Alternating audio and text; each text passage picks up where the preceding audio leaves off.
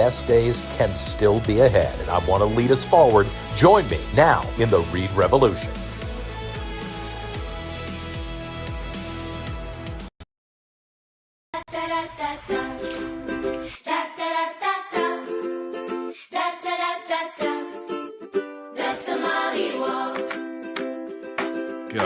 In Mogadishu, Minnesota, you might have heard there's quite a load of money missing, new millionaires, all the kids are leering in fake daycares. The Somali waltz, the Somali waltz, it's the same old song, the Somali waltz. Yeah, I mean, I think this is really catchy. It could be a very popular song.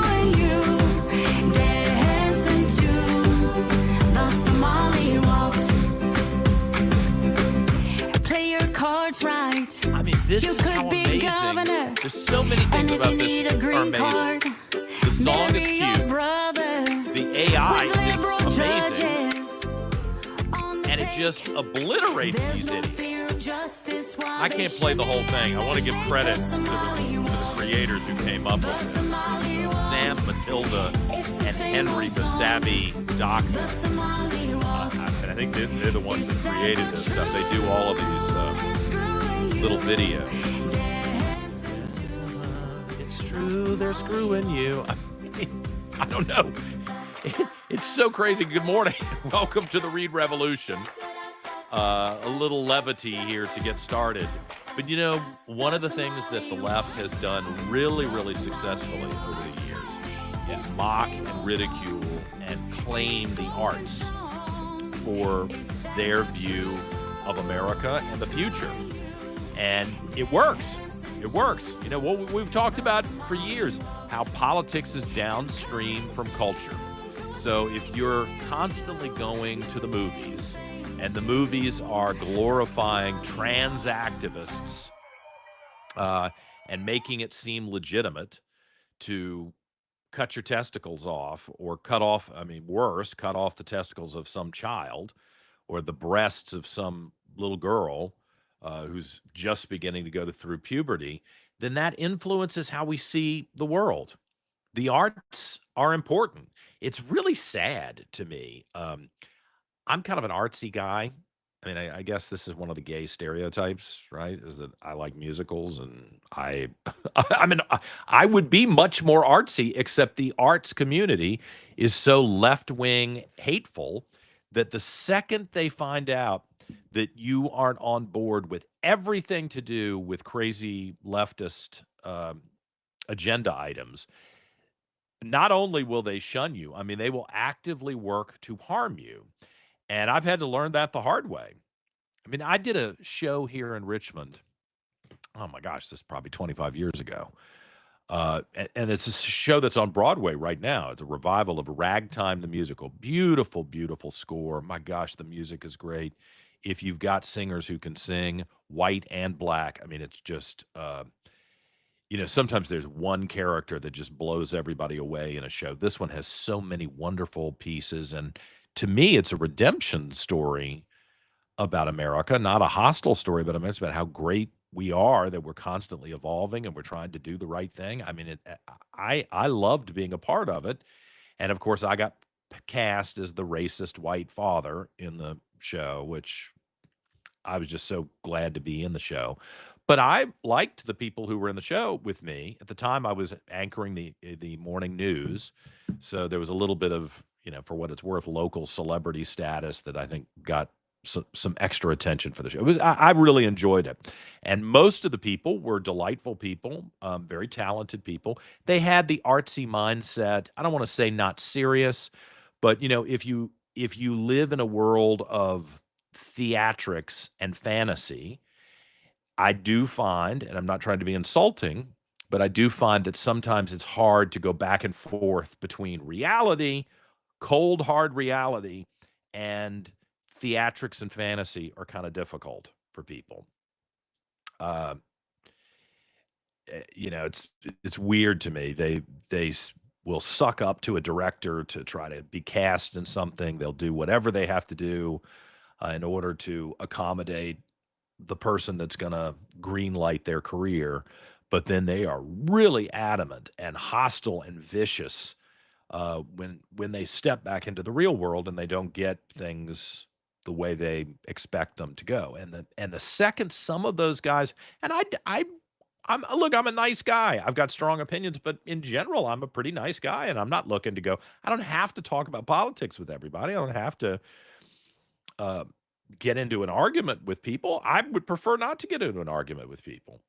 It's fine. We can talk about something else. It's totally fine. I mean, I'm these books behind me. Politics isn't the only thing I'm interested in. But man, the second they find out that you're a Republican, nothing else saves you. Your interest in the arts doesn't save you. Being a gay guy doesn't save you. Uh, I mean, there's just nothing that negates their political agenda, by and large, by and large. And so a lot of the folks that I was in the show with, I'm certain they didn't vote for me last year. Some of them were bold enough and, so kind and polite to send a nice note to tell me to F off, which I was like, oh, wow. I thought we were friends, but okay, if that's how you feel, thanks for telling me. I won't waste any more time on this.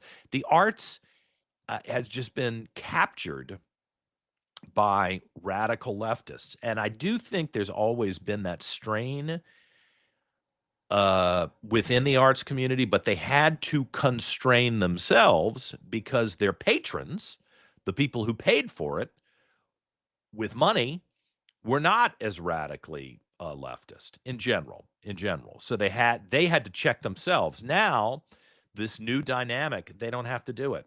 So I am thrilled whenever I encounter something like the Somali Waltz song, which, you know what, we're going to play it again before the show is out because I think it's so clever. This is where AI and the internet starts to level the playing ground for conservatives, because there would, even if you had been a composer or you had had a great idea, had you thrown that up to what? I mean, how many shows were doing satirical send-ups of anything politically? Saturday Night Live, maybe something on, Fox Entertainment. You never would have gotten through. No one would have ever seen your stuff. You could have had the most clever song in the world that you yourself wrote, not AI, and no one would have ever heard it. Maybe you got a gig down at the local pub and you got to sing it and everybody laughed and thought it was funny. And, maybe 1 out of 10,000 people got to go on some sort of little comedy tour, and then they would have canceled you, and that would have been the end of your career. No one would have ever heard about you. They never would have seen your product, your, how creative you are. It just never would have gone anywhere. Now with the internet, we can bypass all these idiots. Bypass them and create a show like this. And AI is kind of cheating a little bit, a lot, but you can take an idea and the computer. I mean, I would really like to talk to the people who did that and say, how long did it take you from the moment you came up with this idea of Tim Waltz and the Somali Waltz, and how long did it take to render this, and how much instruction did it? I bet you they did it in a couple hours, if that. And it looks great. That looks like something that would have cost you $500,000 to do. If you had hired a crew and you had to hire video editors. I mean, if I told you the cost of these video projects that I had to do for my campaign for lieutenant governor, you would freak out. You just can't believe how the money just gets sucked away. And I'm kind of excited, nothing against the guys that I worked with media-wise, because they were nice and I liked them, and I think they did a good job.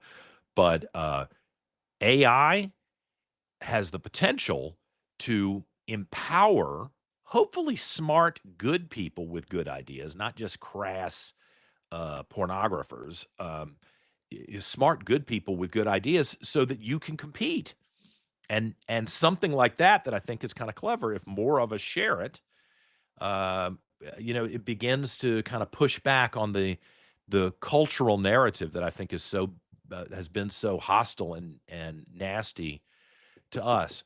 I was thinking about this the other day. I'm way off track from what I originally planned to talk about, but I'll just tell you. the Trump Kennedy Center. Now, if you want me to be honest, people are always saying, "Oh, can you be critical of Donald Trump?" Sure, I can. I don't think that this redistricting thing was smart. I hate to say it, I think it's going to backfire on him. And, I wish we weren't in this situation. And I'll talk about how that's happening in Virginia, a win for Virginia Republicans yesterday for the moment, which is good. But here's another thing I would be critical of President Trump about. I don't think he should have engineered putting his name on the Kennedy Center. Um, it's not to say that I don't think Donald Trump deserves to have his name on something. I think he's been a very strong leader. So, but generally you let other people do that, and generally you're not in office when it happens.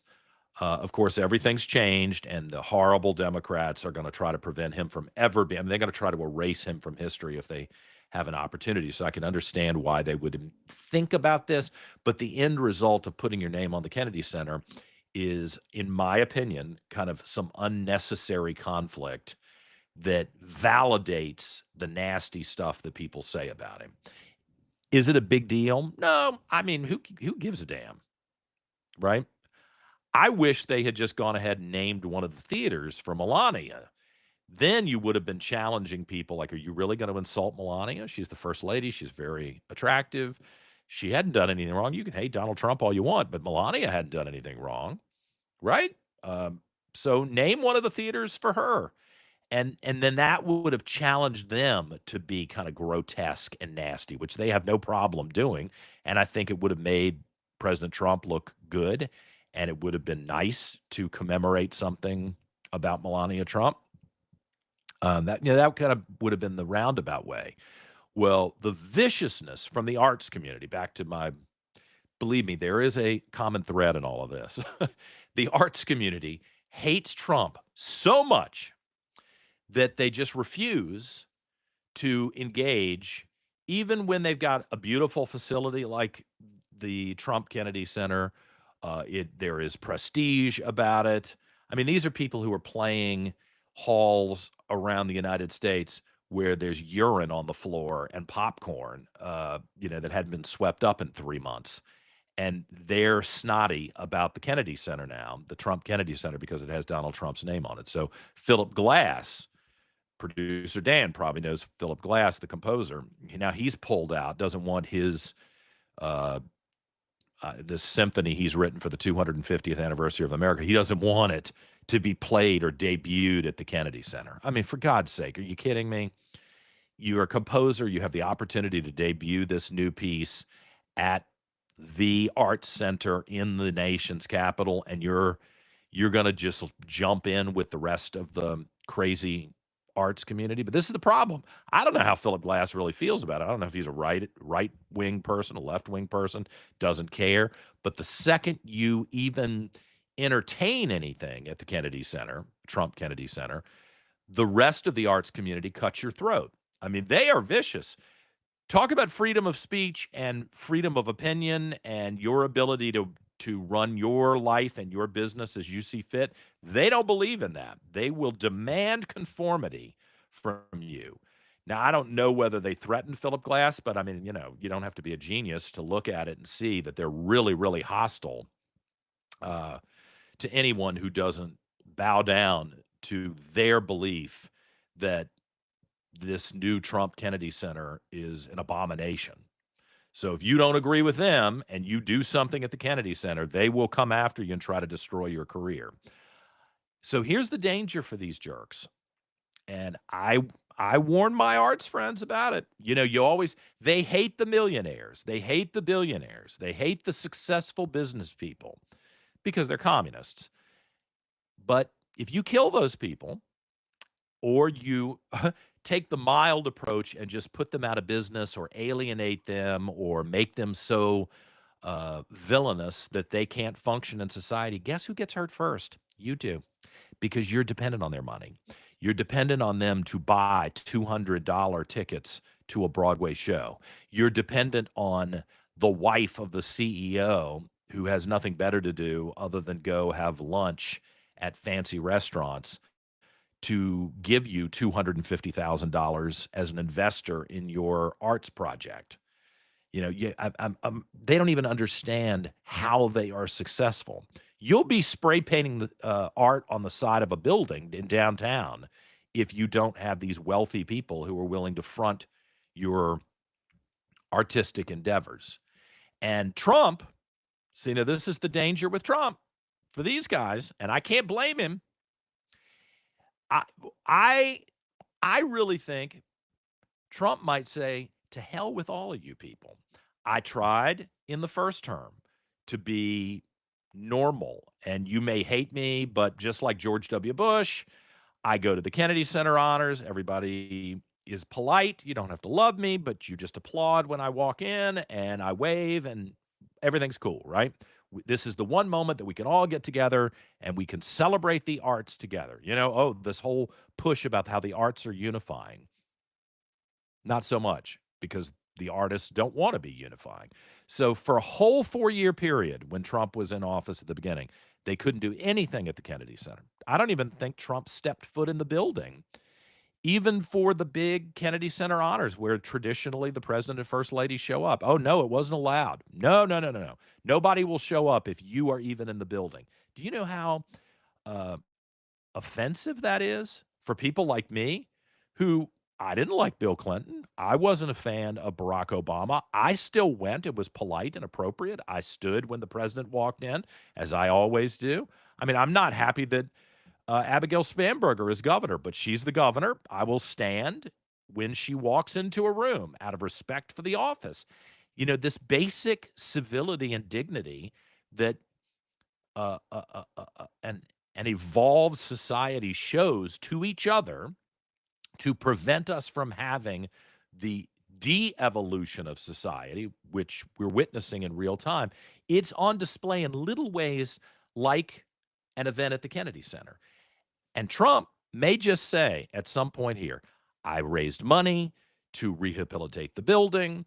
I saved you from pending bankruptcy, because when you look at the books, it looks to me like this place was on the verge of true collapse. I think it's been funded by some really, really, really rich left of center billionaires who said they didn't want it to go under. But the books were not healthy for this institution, which I always loved. And I'm not dissing it. I enjoyed going to the Kennedy Center. Trump's going to tell them to screw off and turn it into condos. Right? It's a beautiful view on the Potomac River, prime real estate. At some point, this guy might just say to the arts community, oh, you don't want to perform at the Opera House? You don't want the symphony to come? You don't want to tap dance on the Eisenhower stage? You find me so offensive? Well, to hell with all of you. We'll just shut the whole damn thing down. And it's a great property for something else. And honestly, I can't blame him. This is insane the way people are behaving. And these are the little things. This is how civilized people in Washington who wear bow ties and beautiful dresses and tuxedos, and they think they're so sophisticated, and they think they're so civilized and wonderful and educated. This is how they're behaving.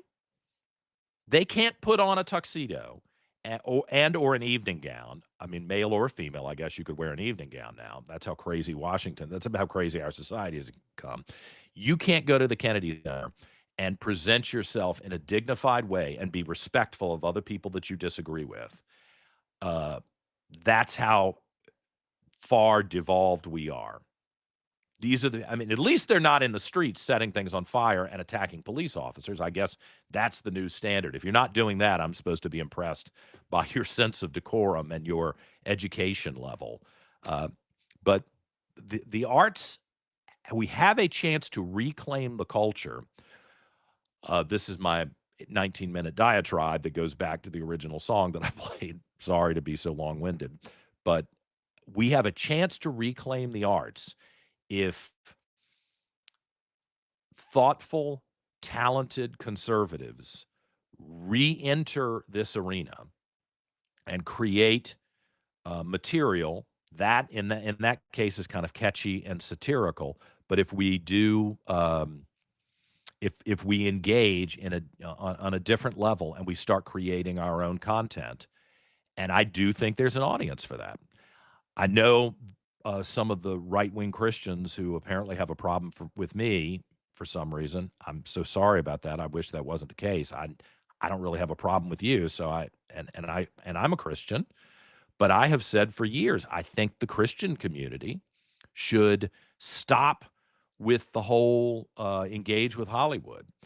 Create your own films. That David animated movie that they did about a month ago, which was in the theaters. I went and saw that with my niece and nephew, and we thought it was really nice and really cute, and the songs are really clever and cute.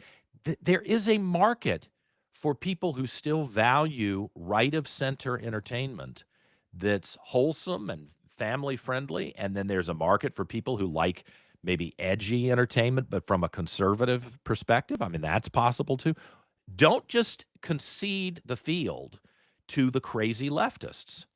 And here we are 21 minutes later. That's why I played that little song, because I was kind of encouraged by that. And believe me, I'm looking for anything I can find these days to encourage me so that I don't give up, that you don't give up. I'm glad our little intro to this show has that aspirational message about America's best days are still ahead.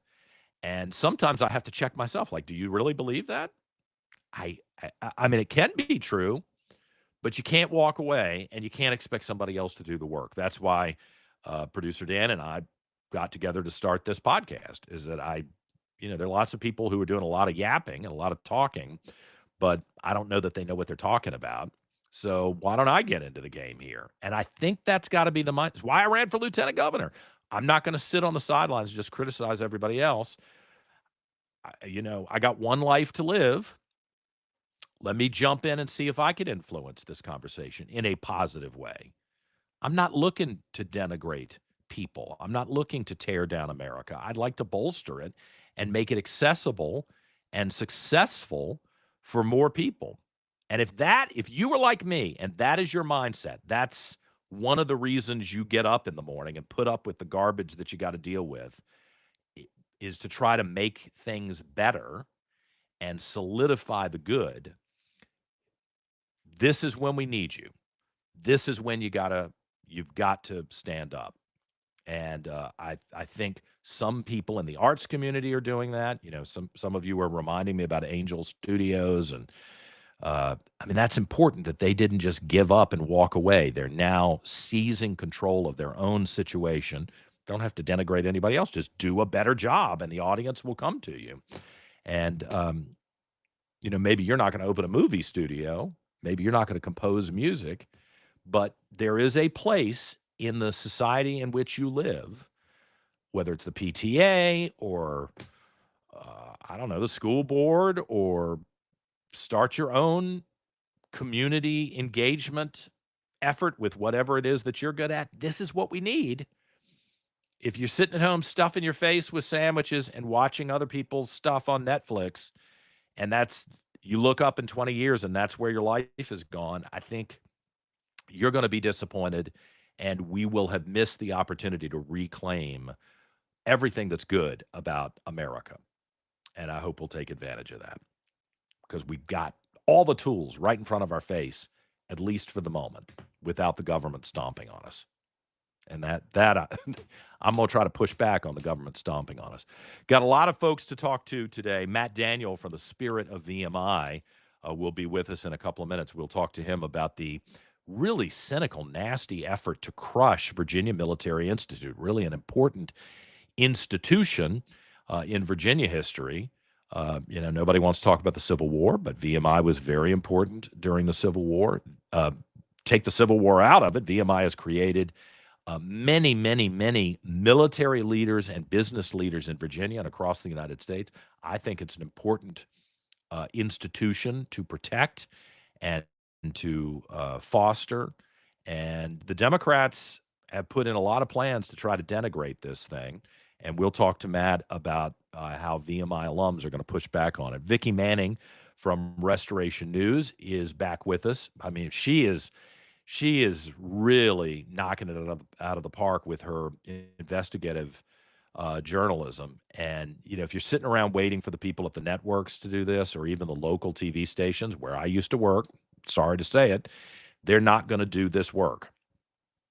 They're not going to go investigate the criminals that ICE has arrested. They're not going to tell you about the crime on the street that illegals are committing. And Vicki is doing that work. So we'll talk to Vicki Manning from Restoration News. And then to wrap things up, we'll talk to State Senator Glenn Sturtevant, who has a front row seat to the just disgusting things that are happening in the Virginia General Assembly. And if you're watching us from other parts of the country, and I'm so thankful for those of you who are not Virginians who are watching this show, maybe you've seen me in one of the national television programs and you've found us, you got to pay attention to what's happening in Virginia, because the California playbook is being implemented in Virginia. And with our proximity to Washington, D.C., and all the money that could be funneled into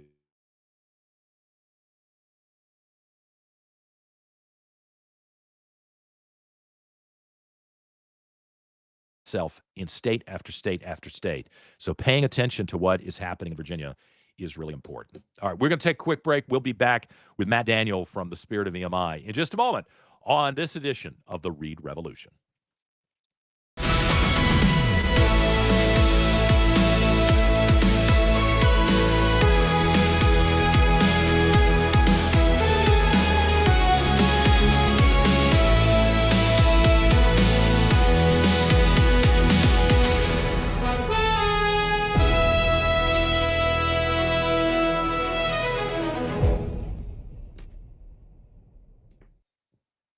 Okay, back on this Wednesday morning. I'm John Reid. You're watching the Reid Revolution. Hope you'll give us a like and subscribe on Apple Podcast and Spotify, and of course on all of the social media platforms where we do this show live Monday through Friday, 5 days a week. This morning, I want to talk about the Virginia Military Institute, a very, very important organization that has educated thousands of great men and now women across the Commonwealth of Virginia, people who have fanned out across the United States. Sometimes they go into the military, the United States military.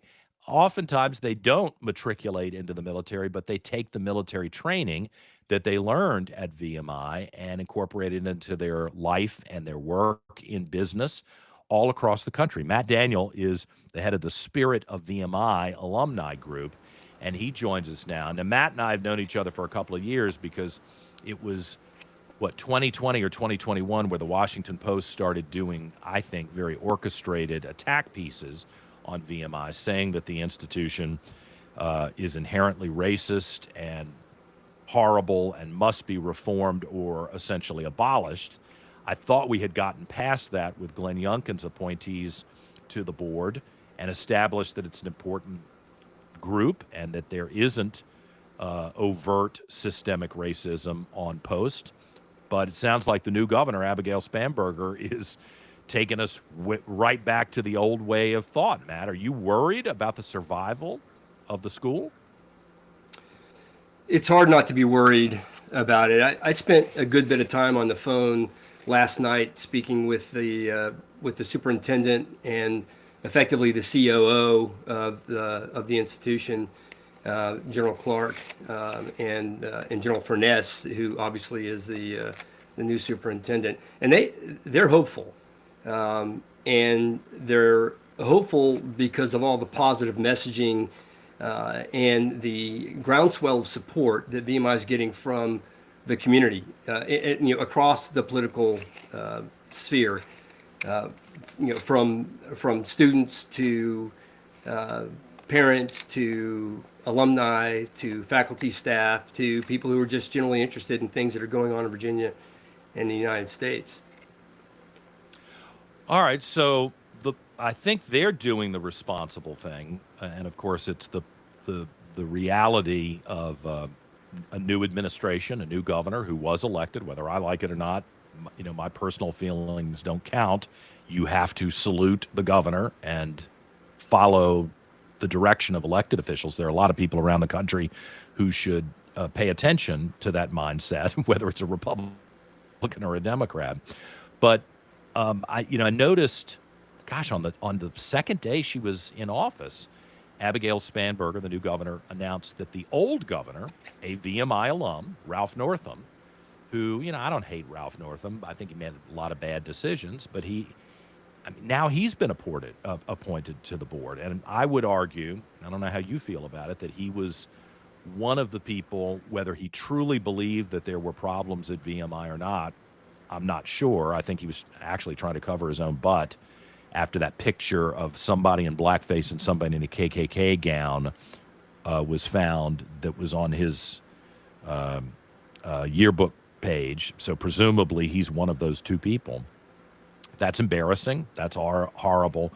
What was awful was that he seemed to try to cover his own tail by implying and then taking action against VMI. So I'm assuming when he arrives, he's not going to be a benevolent caretaker of this school. Or have you gotten any word about how he might approach this work? Well, it certainly was a shock. I mean, to I think all communities that placement was made, or the announcement was made. I'd say it's a 4D chess move by the government that's in Virginia right now. But speaking with people who have spoken with him, and people who are reasonable that I trust, implicitly, the impression that they get is that his attitude is that he is here to help. So we can hope. I mean, we can't do anything about it. Virginia's 70-30 blue. The General Assembly belongs to the Democrats and the governor's house, and all the branches of government. Nothing we can do about it, other than to try to support what the school is trying to do right now to maintain its key values, its core values, and the things that VMI has stood for since its inception.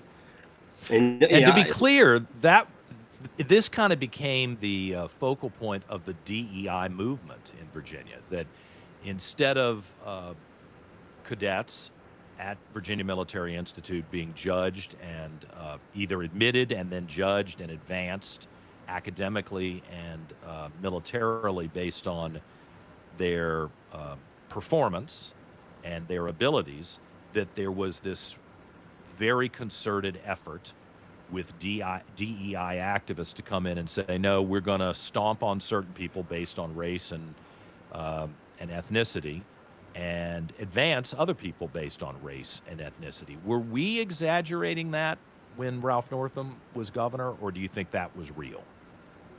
Oh, I don't think it was real at all. I mean, I think that all that was manufactured. For what reason, I don't know. My point in all this, I'm seeing some of the additions. The racial stuff, the DEI stuff was real. The DEI mandates. The mandates, I mean, that was real. But the reason why they were put into place, I think, was manufactured. I mean, maybe I misunderstood you. I moved closer to the screen because I couldn't quite hear you very well. Okay. And I don't want to mess with the knobs here. Yeah, I mean, I think it was. In other words, the Washington Post story that said that black students were mistreated and humiliated and bullied. I mean, I took that seriously. I thought, okay, maybe this is like that movie, The Lords of Discipline, and black students are dragged into the middle of the woods in the middle of the night and terrorized. I don't know. Maybe that's what's happening. When I actually read the story, there weren't allegations like that. A worse thing, and I don't think it was that bad, was that one professor made some comment about, I don't know, some family member in the KKK from years ago, and that was triggering. It wasn't like they were threatening the student, because I reread it, and I had the reporter on my radio show at the time. I said, are you saying that this cadet was abused and threatened and deliberately intimidated, or they just didn't like a story that the professor was telling? And it sounds like it was the latter, not the former.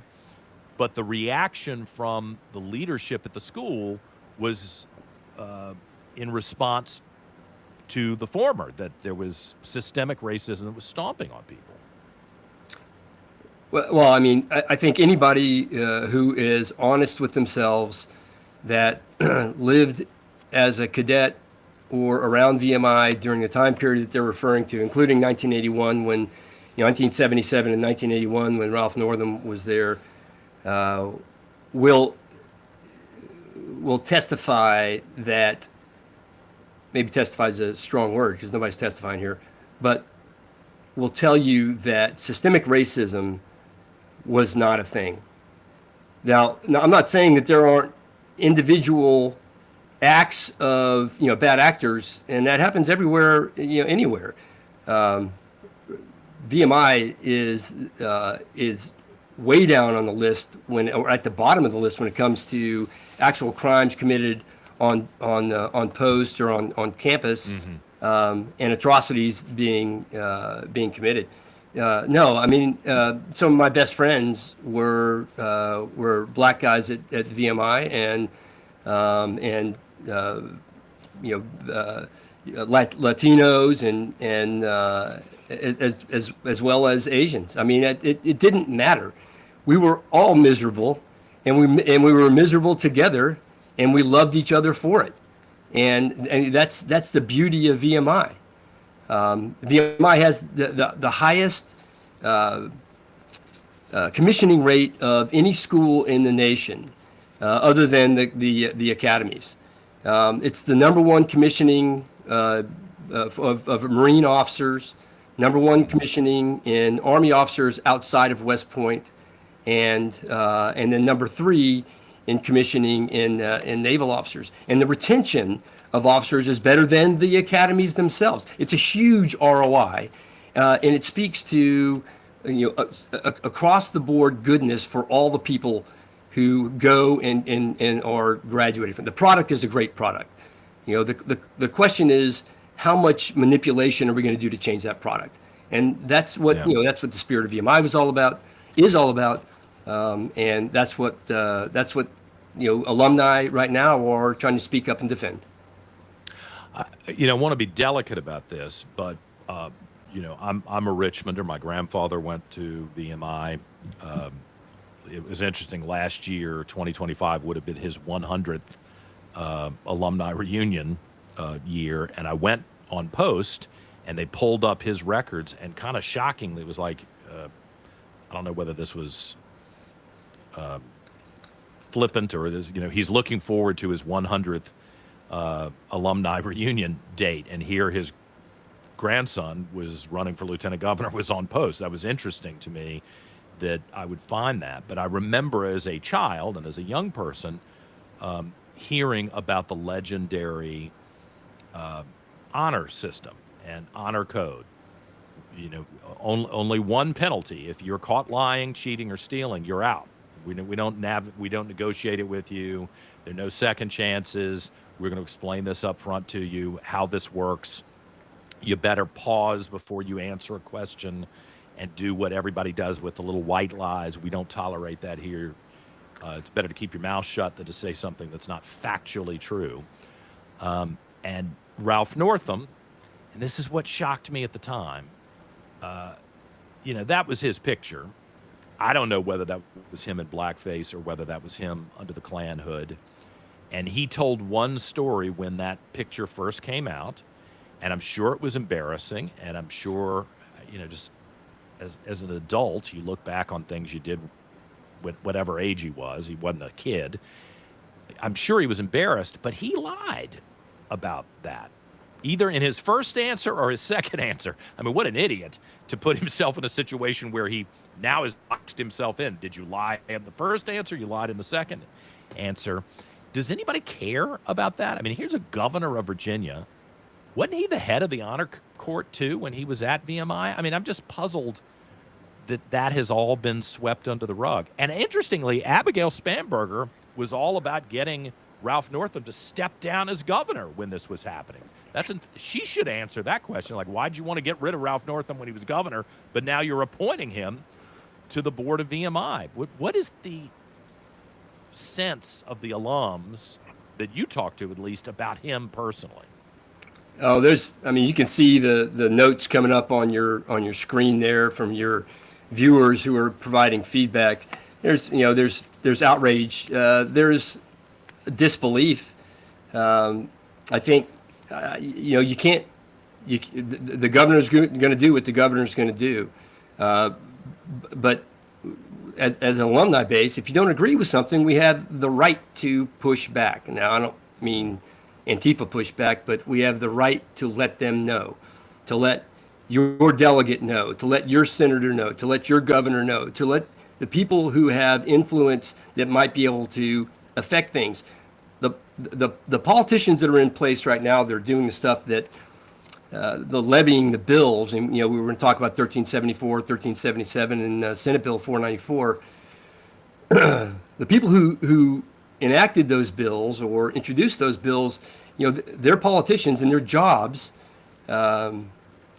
depend on public support. And the problems that we are seeing right now are across the board, across the political divide, specifically with regard to VMI. So this is an opportunity to try to address what really wasn't addressed in the election, and let the people know who are enacting the things you don't agree with, one way, shape, or form. Let them know that you're not happy with it, or that you are. But get involved in the civic process, is what I'm trying to say. Let's talk through some of that legislation. And I feel like this is a good time for me to repeat what I said when I was at WRVA Radio for so long. I used to sit down with Ralph Northam when he was governor, respectfully, when he was governor, once a month. And I would even give him a heads up during the commercial break, like, I'm going to ask you this ugly question. I don't want you to be unprepared. Nobody does that. I did it because I thought it's only fair to let him think about what his answer is going to be, rather than try to do a gotcha question and embarrass him on the radio. That's just not generally how I roll. So if he wants to come on and talk about how maybe I've got it wrong, there's always a possibility that I'm mistaken. If he thinks I'm wrong, I would love to hear his side of the story. And my promise to him and to any Democrat who comes on is I will ask the question and shut up, and you can answer however you want. I'm not going to get into some wrestling match with you. The point of this program is to let people speak and try to understand where they are on things. I'd like to do that. So having monopolized some of this conversation, Matt, walk me through the legislation that is of concern to you in the spirit of VMI Group. Well, if you don't mind me donning my reading glasses so I can read my notes, there's very good. House Bill 1374 was put into was sponsored by Michael Fagans, Democrat from the 97th district. I believe that's Virginia Beach. Virginia Beach, right?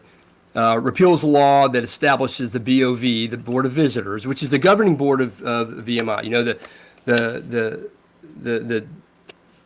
I guess the head of VMI would be the governor. The commander-in-chief would be the governor. Okay. The Board of Visitors works for him, and then the superintendent works for the Board of Visitors and the governor. So repealing the governing body of VMI and transfer that governance to the BOV of Virginia State University, which is an HBCU that's in Petersburg, about 160 miles away. That bill, as it is right now, awaits assignment, has not been moved. It's pending further action. It was introduced on January 14th. January 20th is. So this gets rid of that board, and you're saying it reassigns the leadership role to Virginia State University, which all governance to Virginia State University. I don't get that. What's the connection with VSU? I don't get it.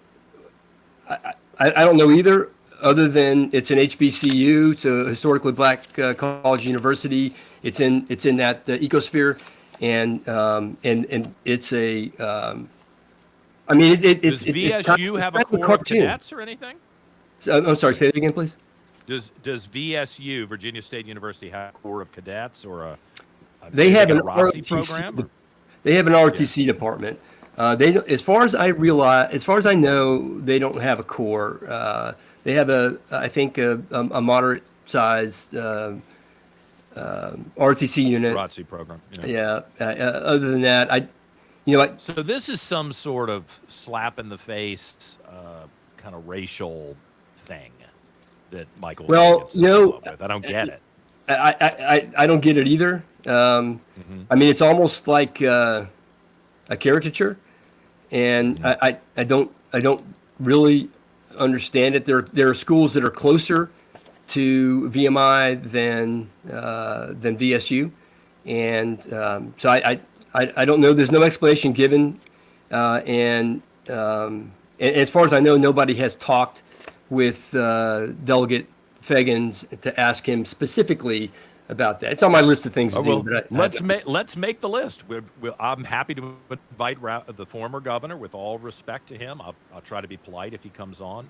I'm interested in his perspective on it. And Delegate Fagans, who I'm not a fan of, he's the one who defeated Tim Anderson down in Virginia Beach, and Tim is a regular guest. I'm happy to have Delegate Fagans on if he'd like to come on. And again, my deal is if you come on, I'm going to ask you a question you might not like, but I'll at least give you a chance to respond, and then you're on the record, assuming you actually want to be on the record. So that seems crazy to me.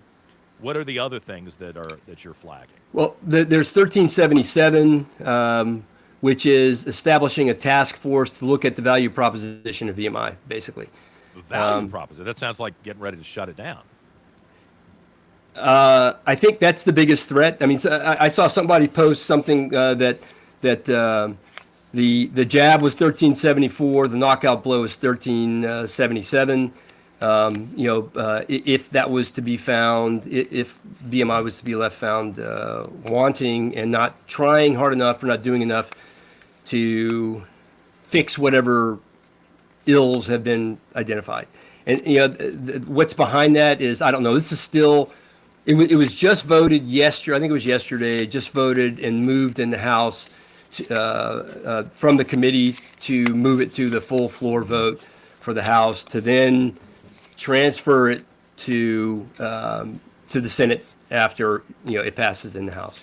I think this is a plan to shut people like you up and your organization, where they say, hey, look, you either get on board with what we're doing here, or we can very easily manipulate the results of this study, which will say the return on investment is terrible for Virginia and that this is a net negative, and then we'll shut this thing down. And, I was just talking about Donald Trump turning the Kennedy Center into condos on the Potomac River.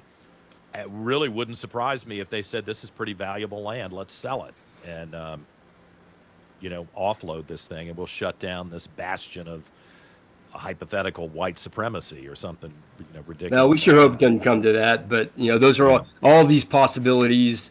That's the concern on the table, and people are dealing with. And I know that 1374, 1377, and what else you got? Yeah, and then there's Senate Bill 494, which is I think maybe it's sort of the sheep or the wolf in sheep's clothing. That doesn't sound like it's a big deal, but it's a huge deal. It basically fires, and it's not just VMI. It's for all public universities in Virginia. And this was sponsored by Craig Deeds, who's a Democrat in Charlottesville, District 11, I think.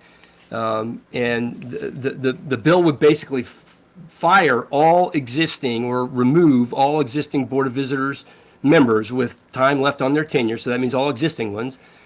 And then replace them at the governor's, with however the governor wants to do that, with 6-year terms instead of 4-year terms. It gets sort of technical, and then add in some people in, students and faculty members and stuff like that, which I don't have any problem with. But it's the removing existing. If what they're trying to do is depoliticize the Board of Visitors, the governance for every school, this is going to do exactly the opposite.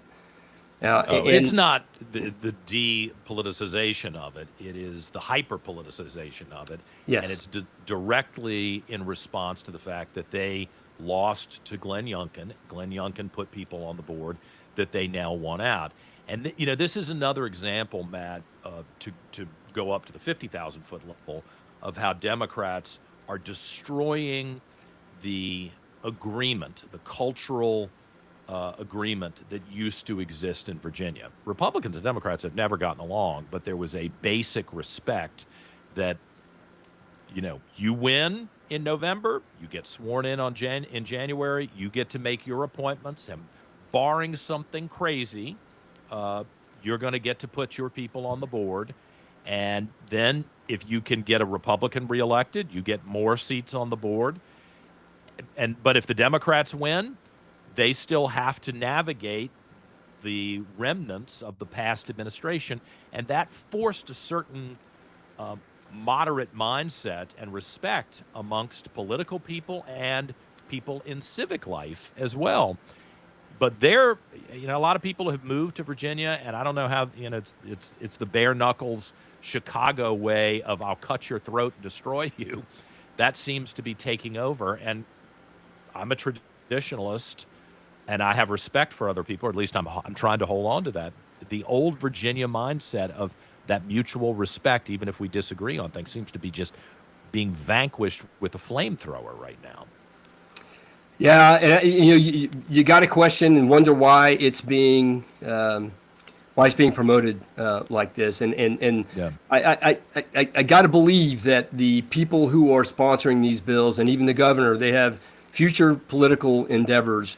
They are not doing themselves any favors Right. by enacting this type of legislation to rule the school, if Yeah. you will. It seems like a gross abuse of power, minimally an overreach, I would say an abuse of power. And I'm glad that the spirit of VMI continues to stand up. Matt Daniel, you have been one of the few people who's been bold enough to stand up in public and talk about it. If anybody's interested, before we go, in tracking what your organization is doing, how can they reach you and watch that? Spiritofvmi.org.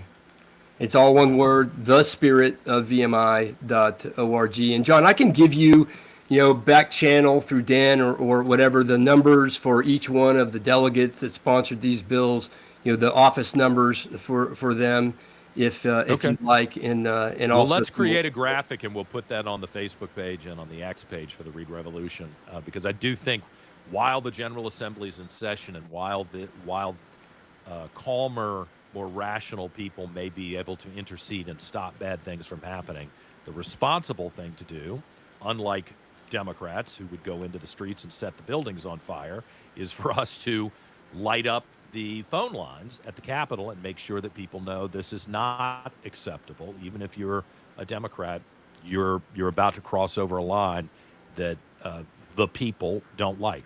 Matt Daniel, the spirit of VMI.org. I appreciate it very much. Yes, sir. Thank you. Yeah. All right, let's take a quick break. We will come back. I got Vicki Manning, who is a remarkable journalist with Restoration News. She's doing some of the research that apparently nobody else can bother to work on. That's when we return on the Reid Revolution.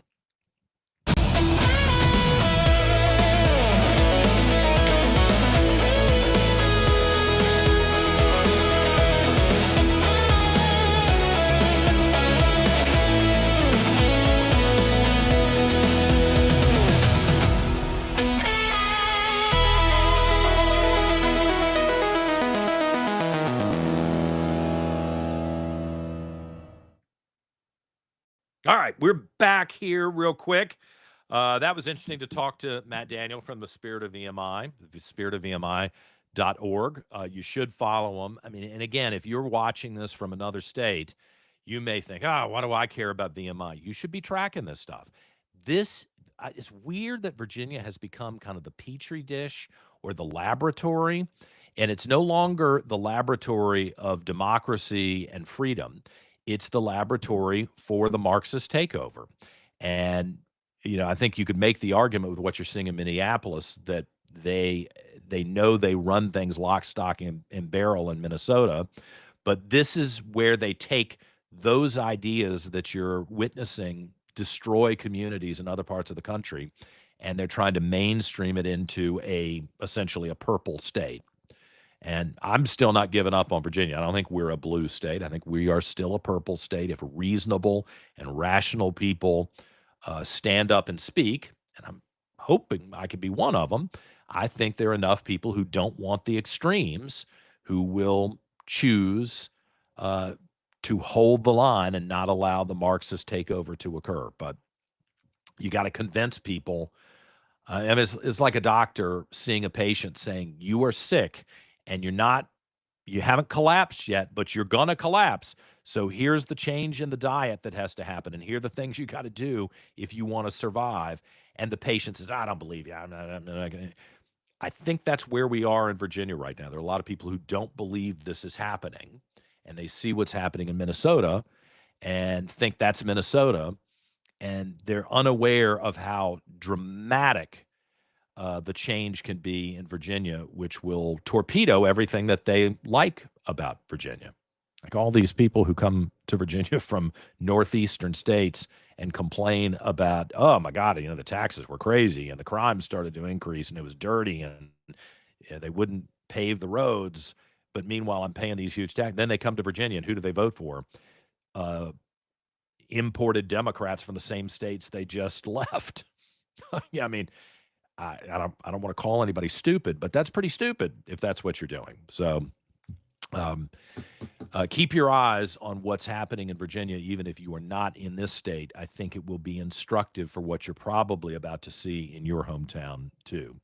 Now, speaking of what's been going on in Minneapolis, in Minnesota, the ongoing hostility towards Immigration and Customs Enforcement, the ICE officers. Vicki Manning with Restoration News, who we talked to over the years at my previous job at WRVA Radio and now on the Reid Revolution podcast. Vicki has done a remarkable job of doing the legwork that most, I hate to tell you the truth, most of the prima donnas who were in news today don't want to do. And Vicki is with us to talk about her latest piece that just hit Restoration News today, where you've done some research on ICE and what they have done that the average person might think is pretty good. Good morning to you, Vicki. Good morning, John. It's great to see you again. Yeah. What'd you conclude as you started digging around on this? Yeah, so I've been reporting on immigration issues for about the last 2 years. So I never thought I would be considered the quote expert on this issue, but I have just uncovered a lot that's not being reported in the mainstream media, as you mentioned. So my article today at restoration-news.com is confronting lies about immigration and immigration officers and kind of the misrepresentations and the myths being pushed by mainstream media and politicians. And there are many of them that I think are fueling this violence that we're seeing in sanctuary cities like Minneapolis. One of the top narratives that's pushed is that crossing the border illegally is a civil, not a criminal matter. Now, why is it important to correct that? Well, if people think it's just a civil violation, it kind of lessens the seriousness of it. It is actually a criminal matter. Federal code. They think of it as a parking ticket. The difference Right. between a reckless driving ticket and a parking ticket. Right. It is a federal crime to cross our border illegally. 8 USC 1325 and 1326. Your listeners can look it up for themselves and see it in black and white. Now, if you come here legally on a visa and you overstay your visa, that is actually a civil crime or a civil matter, not a crime. However, there is a bill in Congress right now that they're trying to pass that will become a criminal matter, which I think it should. This last year, we had about 450,000 people overstay their visas. That's a significant amount, but it's nowhere near the, 15, 20 million at least who have invaded our border and crossed illegally. So it is absolutely a criminal matter, and it should be treated as such. These folks are criminals when they come into our country illegally. So that's kind of and they know that, in Mexico and Central and South America, and I've spent a lot of time in a lot of those countries. And, when I was in Washington, D.C., when I lived in Los Angeles, when I lived in Manhattan, there are a lot of people who you become acquainted with, if not friends with, who are doing work around you. And if you ask, how did you get here? You usually get a baloney answer at first, but then after a couple of months, you get the truth that they paid to be smuggled into the country. And, I feel awful about this because I think a lot of these people were given a signal by the leadership of the United States and by other people that this is okay. This is, you know, it's not right, but it's not going to be a problem going forward. And so they're in a difficult situation where they're here as essentially second or third class citizens being abused, not paid what they're supposed to be paid if they were an American citizen, and they've got nowhere to go if someone starts to treat them badly, abuse them physically or financially. What are they going to do? Call the cops? There's nothing they can do. And so all these left-wing liberals who think they're protecting innocent people, you are enabling a second-class citizenship status, which is hurting a lot of people. It's you shouldn't do that. You're absolutely right, John. And many, some of the people that came across the border, they were encouraged to do so by the administration, by, Right. charitable organizations, Catholic charities. They were enabling these people to come here and break our laws. But one thing that the Trump administration has done that I praise is giving these folks, even now, up until I think December of last year, giving them the opportunity to deport themselves and paying them and helping them to deport back to their own Right. country. And they would, in the future, still have the ability to apply to come here. And I don't know how many have taken advantage of that very generous response by the Trump administration. But I think those who didn't really need to be held accountable. And, I bet many Americans don't fully understand what sanctuary cities are and what they do. And I think sanctuary cities are at the heart of this violence and problems that we have now. I had an opportunity last year to go down to our local jail, talk with our sheriff, talk to some of his deputies on the process of what happens if they get a non-citizen in their jail. These people are vetted. And where are you? In Virginia Beach.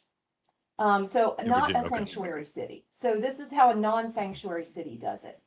They vet these people, they notify ICE, and ICE determines whether or not they're here in the country illegally. If they are here illegally, they're issued a detainer is issued on there. They're given what's called an A number.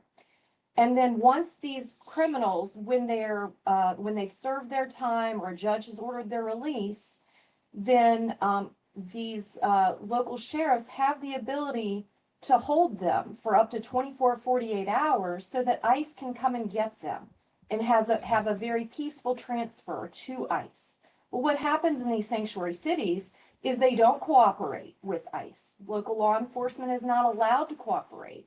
So what happens is these criminals are released onto the streets, and ICE is forced to then go out into the communities to capture these folks. And endanger the people in the community while doing so. So that's what's happening in Minnesota right now. And that's the chaos that's being exploited by leftist organizations, which are, this is not an organic situation that we're seeing in Not at all. Minneapolis, certainly, and I think across the country. This is hyper organized. We're discovering here in Central Virginia that there are groups that are pretty extensive using social media and email lists where they're training people to quote unquote de-escalate. But I hate to tell you, when I see the video, this isn't de-escalation. I think it's the typical, I'm doing this to help you. Meanwhile, I'm punching you in the face. And, people need to wake up to the fact that everything that you're told is not true. And in fact, there is a deliberate effort to deceive people, I think. And then you have these signal chats that are being exposed. Have you seen that? I have seen that, and Yeah, and so you know, some of these having a news are coming having a out. group of people in text and sharing your opinion isn't a problem. But if you're organizing to attack law enforcement, not organizing to go give a speech at the state capitol or stand with a sign while the legislators walk in, I mean, it may be annoying to them, but that's cool. That's okay.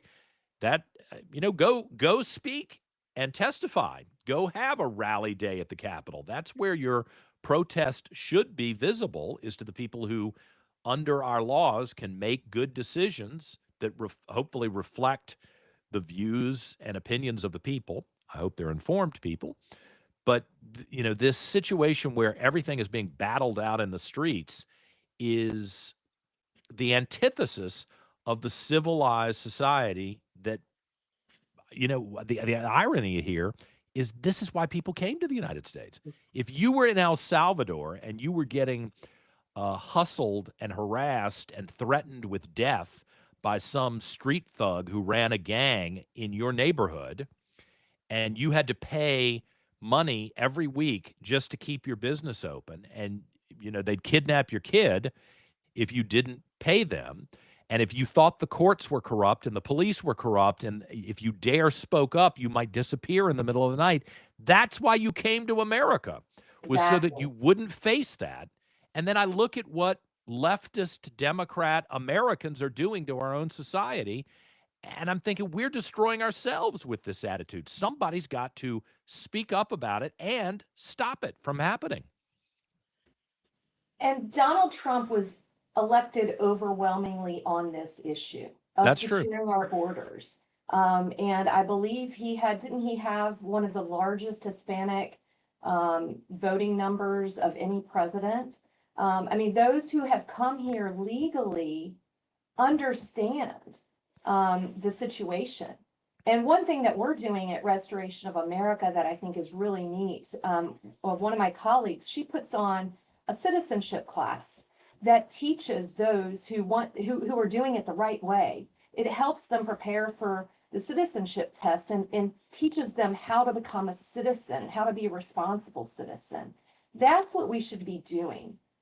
We should be doing to help these folks who do want to come here legally to do it the right way. So What's included in that class? I've often thought, because I've traveled around the world and I speak broken Spanish, broken French, pretty good in my command of the English language, which fortunately is the universal language around the world. You can go almost anywhere except to small towns and somebody speaks English so you can navigate things.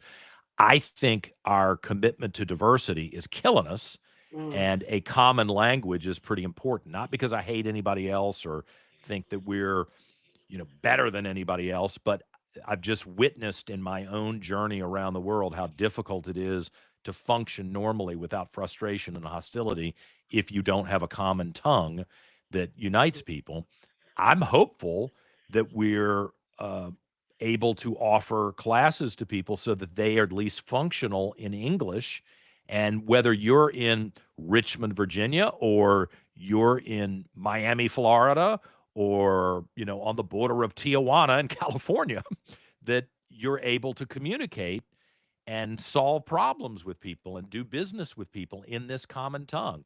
And yet a lot of the Democrats don't seem to think there's anything that should be unifying in the country. It's all about diversity and splitting people up. And I think people need to say, stop calling me racist. It's bull. I'm not tolerating it. And I'm going to come up with a solution that will unify people, different types of people. absolutely, and you're spot on about the diversity issue. We are in an era of where we have, everyone is a hyphenated American rather than an American and part of that great melting pot. We should aspire to join together to be a community of these great ideas and aspirations of the American dream. And while I love experiencing other cultures, and I think that there are, some great attributes that we can take from a variety of different cultures. I think we can celebrate that, but we don't have to always highlight all of our differences. How are we similar? With this citizenship masterclass, what it really does is it helps prepare them for the citizenship test, the written test that they have to take. Right. I guarantee you, most high school graduates and many of us may not be able to pass that citizenship test as Americans. And I know some states have actually adopted that as a requirement. I think Florida is one of those where you have to be able to pass the U.S. citizenship test in order to graduate from high school. I think we need to have more states adopting that. I think we tried here in Virginia, but the Democrats wouldn't let that go through, of course. Right. Well, it would expose their ignorance of kind of the fundamentals of the American experiment, which is why we're going off the rails right now. I've helped a couple of people who have immigrated to the United States. One of them started out as an illegal, and I helped them find an attorney, somebody who didn't agree with me politically, but I liked the guy. I thought he was probably a contributing member of our society. He's working in a milk factory in Northern Virginia and was working long. I mean, the guy worked hard. I give him credit. Nice guy, good guy, worked hard. So I helped him find a lawyer. And I swear to God, I sat there every night helping him study for the citizenship test. And I was so glad that he fixed the illegal status through the adjudication process, passed the test, became a U.S. citizen, and then I was kind of worried when I was running for lieutenant governor whether he was voting for me or not. I called him. I said, listen, it's not really my place to tell you what to do because you're a free American, but you damn well better be voting for me for lieutenant governor after all I did to help you. And I think that's at least one vote I got up in Northern Virginia. I don't know if the rest of his family voted that's for great. me or not, but yeah. But, we got to do this. And if you don't understand what makes us special and you have not traveled around the world, like when I was in the Middle East, Vicky, and there were Molotov cocktails being thrown into buildings and buildings being set on fire and people disappearing in the middle of the night. And I mean, war happening around me inside a civilization that was still functional. And I got back to the United States. Oh, I knew I was out of that situation and back to civilization. And I think we're losing that right in front of our faces right now. You will not feel the difference between the hostility overseas and returning to the United States if we don't stop the craziness right now. Every time I talk to you, Vicki, you've got different stories kind of in the pipeline, and I admire that you do this investigative research that, let's be honest, my former colleagues at the TV stations, they got to crank out 2 or 3 stories a day. They don't get to do investigative work, even if they wanted to. To be honest, they've just got to feed the beast, as it were. What are you working on that we can anticipate in the future, if you can kind of pull back the veil a little bit? Yeah, so right now I just am finishing up a story on what happened yesterday in Tazewell, Virginia, with the ruling, and I kind of dive in depth into all of the entire ruling. There were 3 major issues that the judge ruled against the Democrats on, and I dive a little bit deeper into those, what that means. This is their effort to come up with a redistricting. gerrymandered map. Redistricting 10 to 1. maps. Yep. Take 6 Democrats, 5 Republicans in the United States House of Representatives from Virginia and turn it into a 10 to 1 ratio, which completely disenfranchises half the state.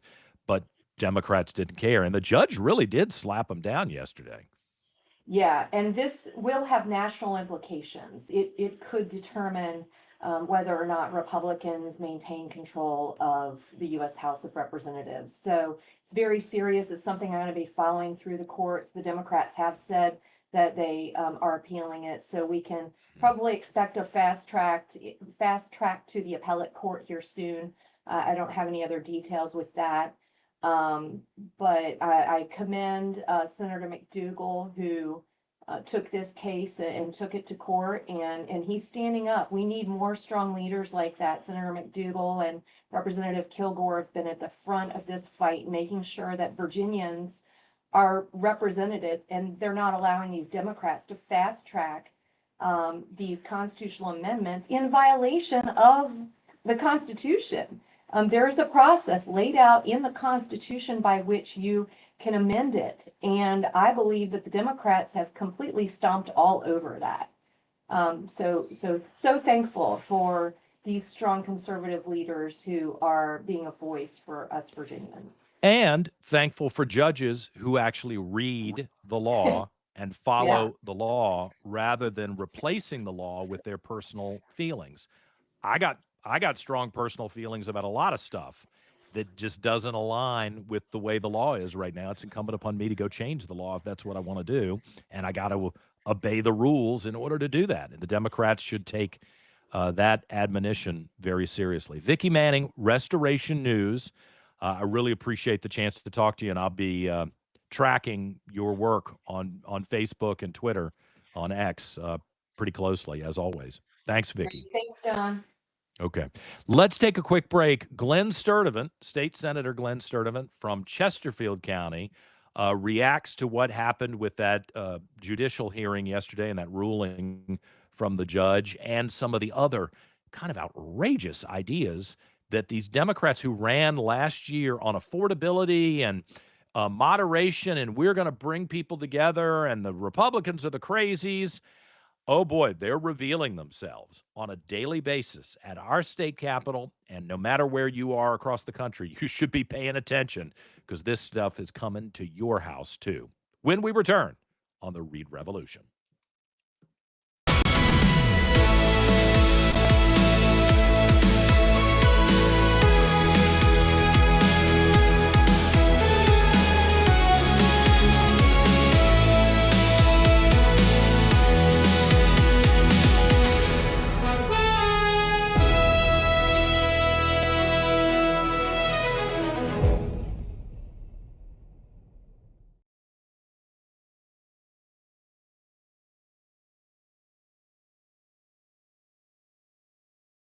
Back on the Reid Revolution, and there was some very, very good news yesterday. For once, in a court of law, where a judge in Virginia struck down the very, very aggressive efforts by Democrats to rush through a gerrymandering plan to steal power and oppress and silence half the state. Make sure that Republicans don't have representation in the United States House of Representatives. State Senator Glenn Sturdivant has been watching this unfold, has been one of the key people speaking out against the Democrat power grab. And Glenn is with us this morning. I really appreciate you talking to me. I guess you all were sighing a sigh of relief yesterday when you saw this ruling. Do you think it's sound? Does this hold up going forward? I think it does, John. I mean, we've seen so many strange things during the second Trump administration in the courts. And so it was a nice breath of fresh air to see the rule of law get upheld. The judge issued a 6-page, really a well-reasoned, smart, but also scathing opinion identifying the various ways that the House and Senate Democrats really abused the process, broke the rules, violated the Constitution in trying to push through this gerrymandering amendment at the last minute while voting was ongoing this last election season. So it was, this is sort of the first step in the battle. It's a circuit court ruling, which is the trial court. The Democrats have said, of course, that they're going to appeal. We've got a court of appeals, an intermediate level appellate court in Virginia, and we also have our Virginia Supreme Court as the court of last resort on state constitutional issues like this. So it's really a question of how quickly the Democrats move forward with that appeal, and ultimately whether or not those appellate courts agree with the Tazewell Circuit Court Judge, Judge Hurley, in his opinion from yesterday.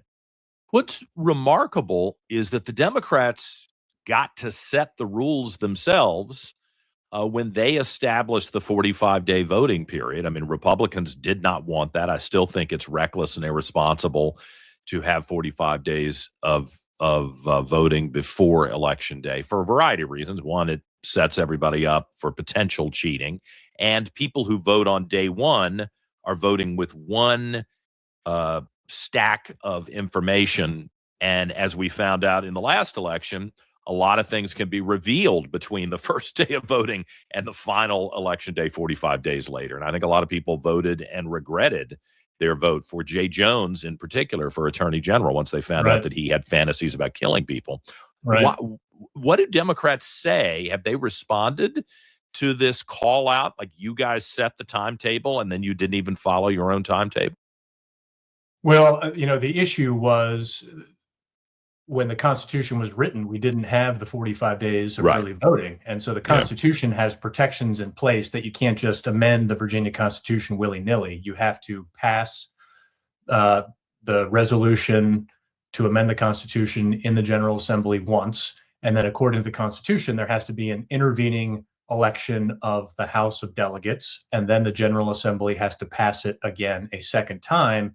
And the whole idea there is that on the first passage, voters then get to decide on how their House of Delegate candidate may vote on the second go around before it goes to the voters as a referendum. And so, as you know, what the Democrats did here was 3 or 4 weeks after early voting had started and 1 million Virginians had already voted, they unveiled this last minute behind closed doors gerrymandering amendment. They called us into special session right before Halloween and before Election Day. And so that was one of our arguments in this lawsuit was that doesn't count as the first of two votes because the election is already ongoing. It's not Election Day is the last day to vote now. It's not just Election Day anymore. It's the 45th day of voting. And correctly, the circuit court judge in this case agreed with us on that fact.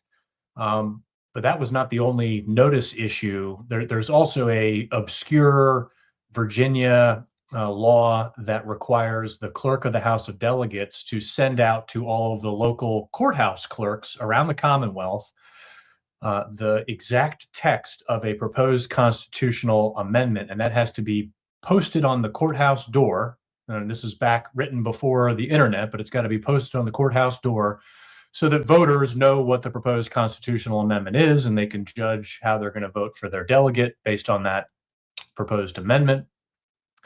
And because the Democrats did this at the last minute in a very quick and ham-handed way, that was never done. And so that was another notice requirement that in the law that they violated.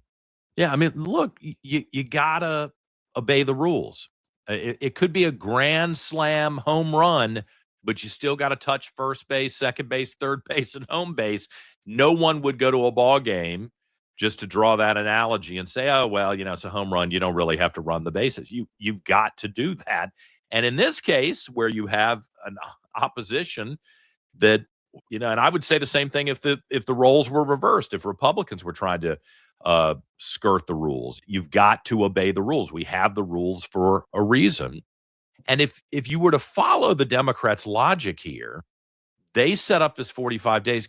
I mean, hypothetically, what they could call a special session on the day before the election concluded and try to jam something through with 24 hours notice after 44 days of voting. I mean, this is insanity. That's a great point. And they didn't really do much better. It was only a week before Election Day that they called us back. But your point is exactly right. And I think shows the absurdity of it and why it's not legal. All right. I'm glad that this sits where it is. It does seem like reading the judge's opinion, which is very readable for the non-lawyer. I would encourage anybody who's hearing this, kind of questioning what we're talking about, you can read it and actually understand it. And that's helpful when a judge is very clear, uses clear language and references directly back to the law so that there's no ambiguity. It looks like it's solid to me. Let me ask you what you've encountered at the Capitol. I had hoped that I would be presiding over the Senate and would look out and see Republicans and Me too, John. we'd be the last, maybe the last chance to stop some bad things from happening. What's the vibe like at the Capitol? Is it hostile, more hostile than normal? What do you think? No, I mean, it's been hostile the last 2 years that I have been there, even with Governor Youngkin as when he was in office. It's been hostile for Republican legislators to get legislation through.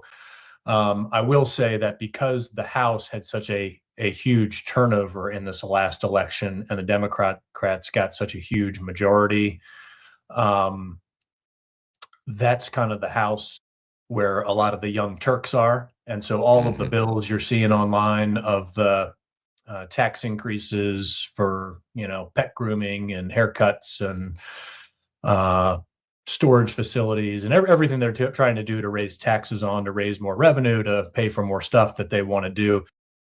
The lion's share is coming out of the House.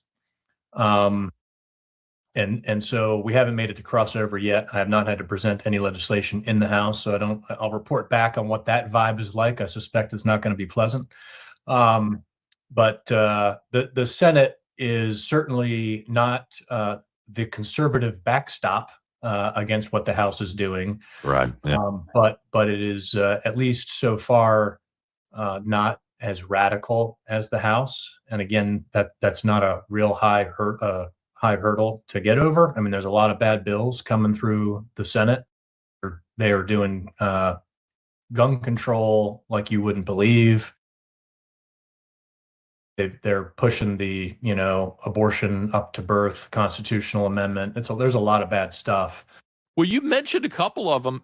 This tax on Amazon deliveries and Uber Eats and your gym membership, and as you point out, you go get your dog washed at the vet. Suddenly, you've got an extra tax on that. Is there anybody in the Democrat Party who realizes they campaigned on affordability?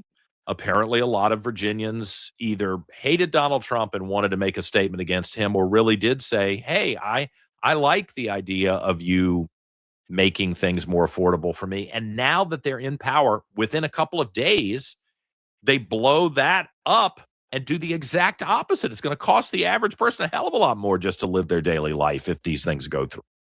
And there's like zero leadership from Governor Spanberger on this issue. I mean, she's been in office for almost 2 weeks now. That was the platform that she ran on, which affordability, without any real specifics of what that meant. But she's not batting down any of these proposed tax increases. She's scared of them, maybe.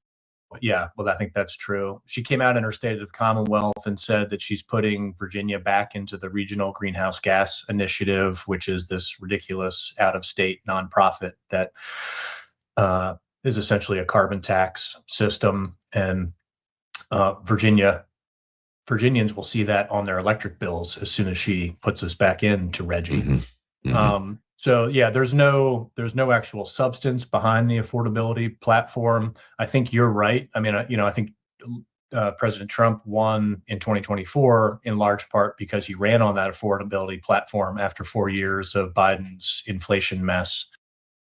And then a year later in 2025, people were still sort of feeling, hey, it's still not affordable. But as you said, in the first 2 weeks in office, there's nothing affordable about the Spanberger administration and the Democrat trifecta. It's really interesting that you mentioned no leadership from her. And I've observed over the years, I'm trying to think. Doug Wilder was in the Senate and was lieutenant governor. Jim Gilmore was not in the House of Delegates or the Senate. Mark Warner wasn't. Tim Kaine had been mayor and then was lieutenant governor. I'm trying to think. Observing from a distance, a lot of these governors show up and they have no clue what the legislature's like because they'd never served. And that's true. I mean, at least Abigail Spanberger spent some time in Congress, which is a whole different world than what you all experience, and not in a good way. I don't say that in a good way. It's weird that she would be so hands-off, especially if she does indeed have plans for her future on a national level. I would think. And I don't think I don't think she's the soccer mom thing is totally fake. When she wants to get in somebody's face, she can get in somebody's face, I'm told. So why would she let them screw her agenda right out of the the first door. I would call these people in, Don Scott, Louise Lucas, and the rest of them, and say, I'm the governor.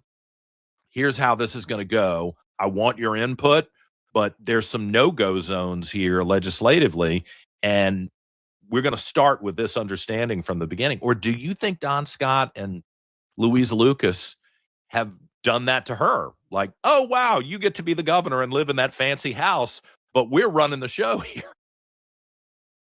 I suspect it's probably the latter. There's a lot of power dynamics down there, and a lot of folks who are throwing around their weight, and they're trying to figure out where does each one of them stand in the Democrat power pecking order. I think I'm sort of slowly coming to the possible realization that the Democrats have always put Spanberger out there as this amazing politician, et cetera, et cetera. It's a lot different to be in the minority in Congress as one of 435 Congress members than to run a state, which requires executive experience and, a different type of leadership than just going on MSNBC and doing nightly, media hits on Rachel and Maddow. Complaining. Right. So I don't know, I think that we're going to have to see. We of course want her to be successful for the sake of the Commonwealth. Her policies don't suggest that that's going to ultimately be the case, and hopefully she'll come around some on the things that those of us on the other side of the aisle are advocating for. I think, although, because so much of this is sort of nationalized politics, John, the other thing I think is the Democrats may be letting, again, their kind of young Turk caucus push all these crazy base bills. And then I could see Spanberger trying to come in and negotiate some sort of mediated settlement where she can then say, look, I am moderate, I am bipartisan, I did kill a bunch of these tax bills. I don't know if that's what they're doing, but it wouldn't surprise me if that's kind of the play. Yeah, she may find out that the people who are like her, when, she used to sit in the front row of Dave Bratt, the Republican congressman's meetings, and scream at him. It may feel different when she's being screamed at. Indeed. And I don't know that she's ever had that experience before. Right. You mentioned the gun situation, and you're in Chesterfield County.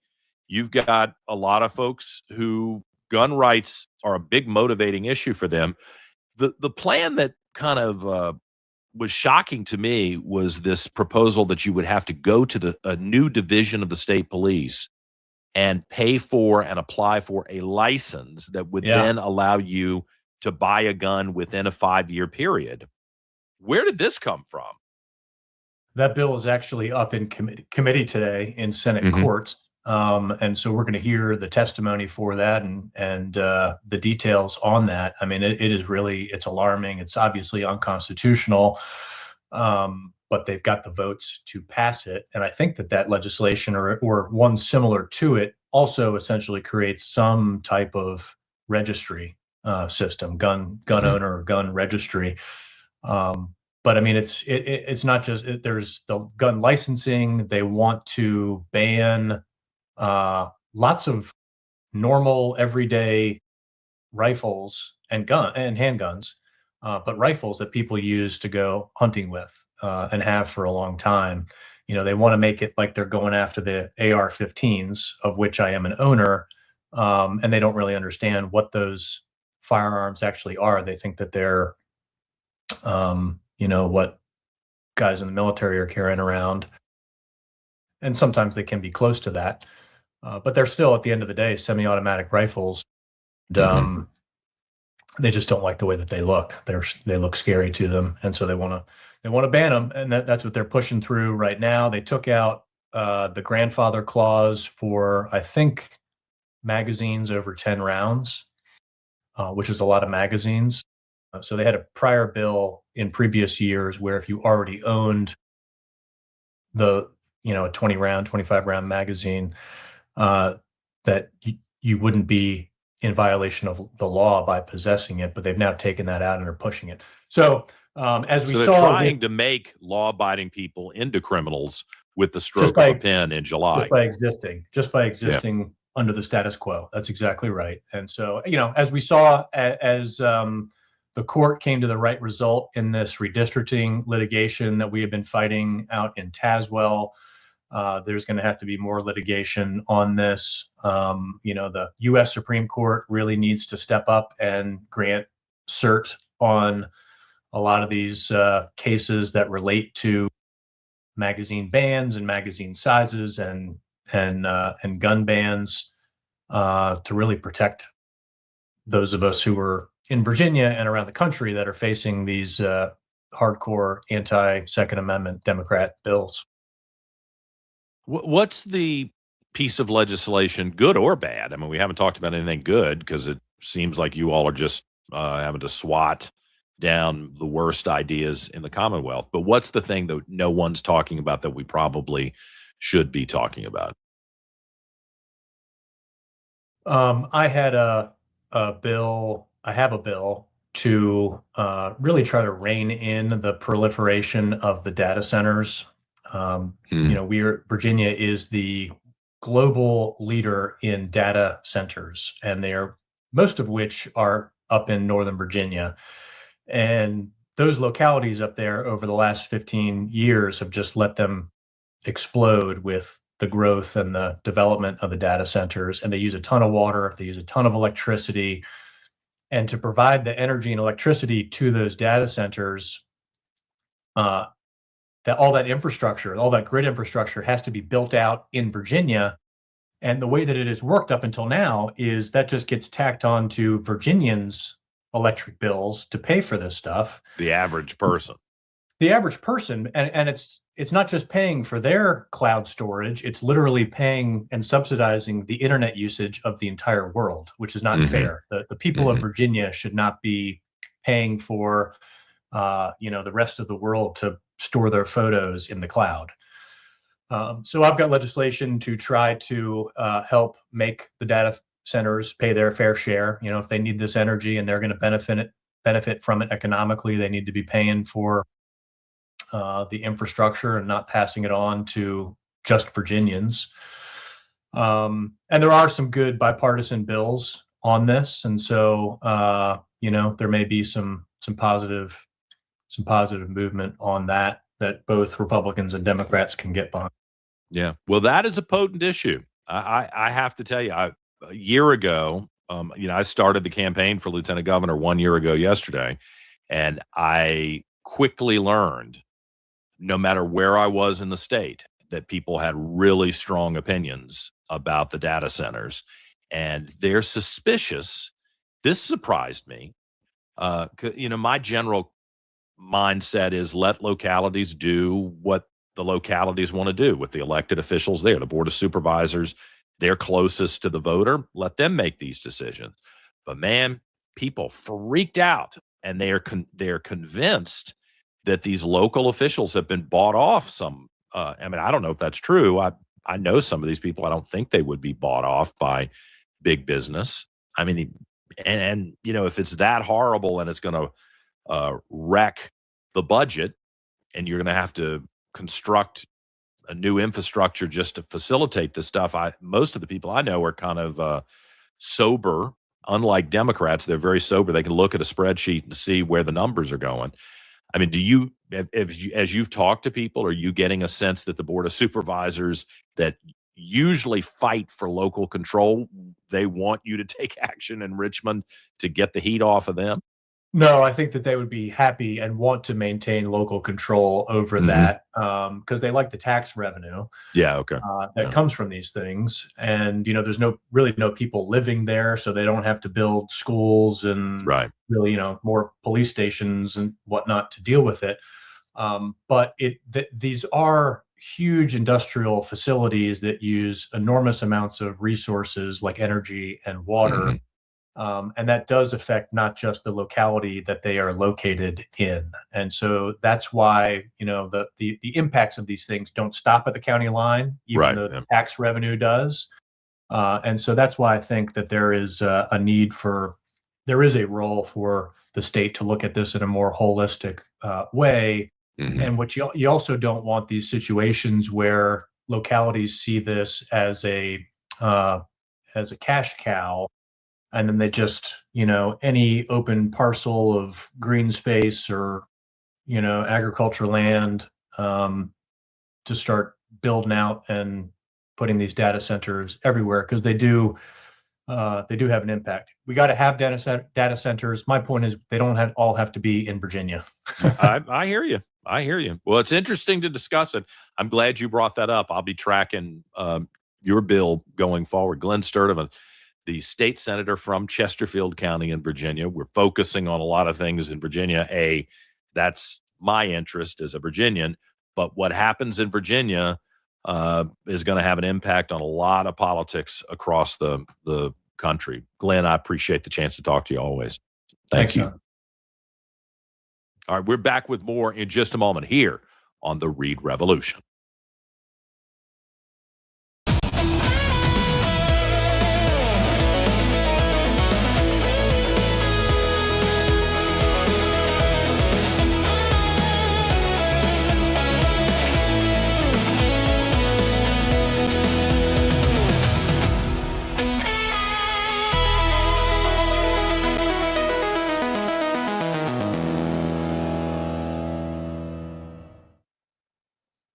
Okay. That's very interesting to talk to Glenn Sturtevant.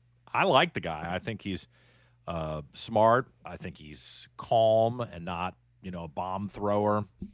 I mean, if you've ever seen him mad, he can be mad, but I appreciate the chance to talk to him. And I think he's an articulate voice in the General Assembly who can probably reach out to some younger voters who have written off the Republican Party. So I'm appreciative that he's willing to do what he's doing in the Senate, and that he's willing to come on and talk to us too.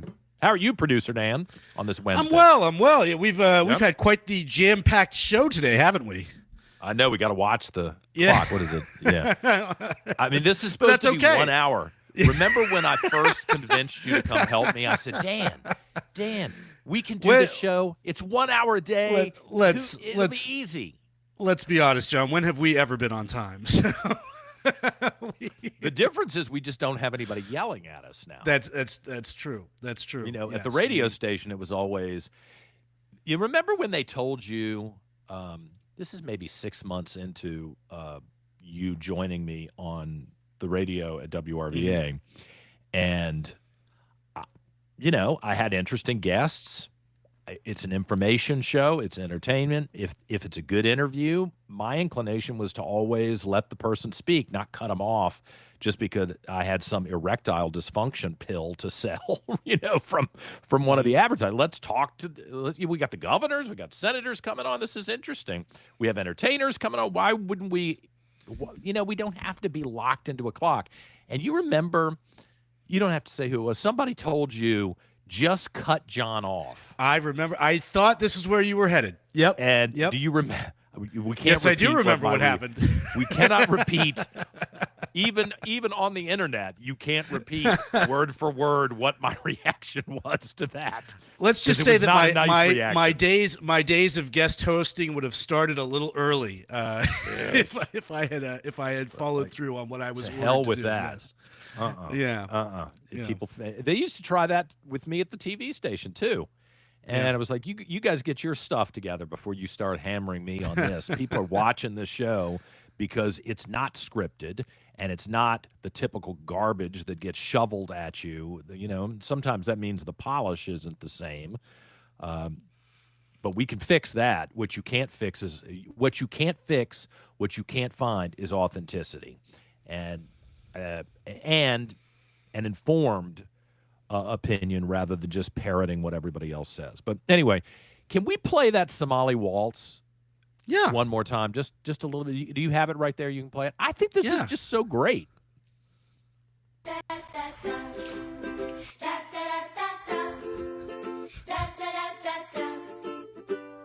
Leering Center. That's right. Yeah, so you live in your leer. You live in your leer. With the Mogadishu gunman, him burning the flag. This is AI, right? I mean, this is all fake. Certainly, my guess is that the composition is the artist's, but then it was sort of put through an AI generator to do all of this. Like, I'm guessing that's the artist there whom we just saw with the round hat, the Coachella hat. Yeah. It's real. I just think it's humorous. Yeah.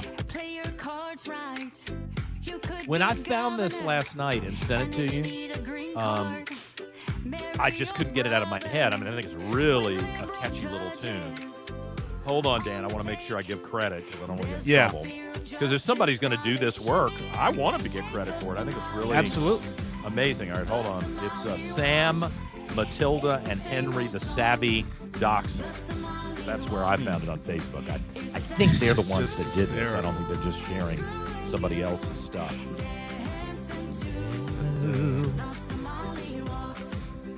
God. When I like seeing the judge who has the Obama shirt on under his robe or whatever else, that brings home for me. Of course it does. And that's what you get. There's Obama. I missed that shot. Yeah. There you go. Yeah. So, look, I find this amusing, and I do think this is clever, and I think it's harmless. It makes a point, and it's entertaining. But look at how real this is. And I don't know about you, Dan, just in the last year, I have to check myself. The Somali waltz, what a great little thing. Very, very clever, and it uses humor to put these people in their place. But what I was going to say is I check myself, and it's getting every month that goes by, these videos become more and more authentic looking. You know, I can't tell what's true and what's not true. Did I tell you about the video at 3 o'clock in the morning? I couldn't sleep. I was stressed out about money and everything, so I'm laying in bed. I got up. I went downstairs. I didn't want to bother Alonzo. And I found a video of a lady in Asia. I don't know where it was. Mm-hmm. And she's looking over a ravine, and there are these clouds, and it's like a murky day, you know, with maybe some rain clouds coming through. She's got an umbrella, and this monkey jumps off a tree and grabs the umbrella, and she freaks out and lets the umbrella go, and then the monkey just kind of floats away on the umbrella. And I watched it. I watched it like 20 times, and I thought, oh, wow, I hope the monkey's okay. What happened to her? What happened to the monkey? Whole thing was fake. Whole thing was AI. And, you know, even 6 months ago, Dan, if you were to watch an AI-generated film or even video clip, you would see a glitch. There was something that would tell you, oh, that's fake. Right. It doesn't look right. Or, you know, the person's hand would have 18 fingers on it, and you're like, okay, that's not right. This is fake. I can't tell the difference now. I really can't. No, and it's gonna be an issue from the standpoint of legality, because we're approaching a point where we're gonna have real problems relying on much of anything that we see or hear. And can you discern, like, if this were a court case and someone would say, Your Honor, here is the evidence, is there a way to definitively say this is real and this is fake? Here's the defendant confessing to the murder on tape. Right. He's like, wait, I didn't do that. Know. But here's it sounds just like people don't. Here's something people don't realize: the videos that I used for my campaign. And I wrote the scripts personally for them. That's my background as a communications guy. The great guy up in Northern Virginia who is just awesome, editor, and he's really smart. I thought he was smart. I didn't know he was this smart. He used AI to replicate my voice for the commercials. Yep, sure did. So he didn't make anything up. I wrote the script. But I told him, I said, oh, do I need to go get a great microphone? And he's like, oh, no, I got it, man. I got it. And then he sent it back to me. And things were going so fast during the campaign, Dan, that I heard the first commercial. I was like, well, wait a minute. Did I record that? I've done a lot of media in the last couple of days. Did I stop and record that? I can't remember. And I called him and I said, when did I send you the script? And he said, oh, you didn't. I just, I just let the computer AI your voice. And then remember, because you were the producer of the AI debate, the world's first AI political debate. It wasn't hard to produce Ghazala Hashmi's voice, even though at the time she wasn't speaking anywhere. She was living in her basement just hoping to slide on by, which I hate to admit was successful. I hate that. But thank God that you and I and the rest of the John Reid team made a commitment not to be deliberately deceptive or crappy to her. I mean, I don't like her, and I don't think she should have won, but whatever. I lost. But I will always be proud that at a moment where we probably could have been really vicious and deceptive, and there are no laws against this, apparently everybody can just lie with impunity. We made a commitment as an organization, as a team, that we were not going to behave that way. Clearly, other people don't have that same set of scruples and morals that I think we tried to demonstrate. In the way and after the fact, of course, what I was up late at night worrying about was, oh no, they're going to say that something was taken out of context, that you guys made stuff up, and I was just waiting for that. And then of course, what did they did it instead. They said that they won the AI debate. Like, thanks for representing us so faithfully. This was horrible. What a horrible, unethical idea, but we still won the debate, even though we were the ones that gave you the language that you used, and we could have been completely deceptive about it. But of course, the one slide in particular that I was most worried about was the one in which she basically called the average Virginia voter racist, and that was taken from that sort of it was real video. Yeah, and I was like, oh my God, she's gonna go crazy on us for that. And nope, they didn't even complain about that. So I was like, all right, well.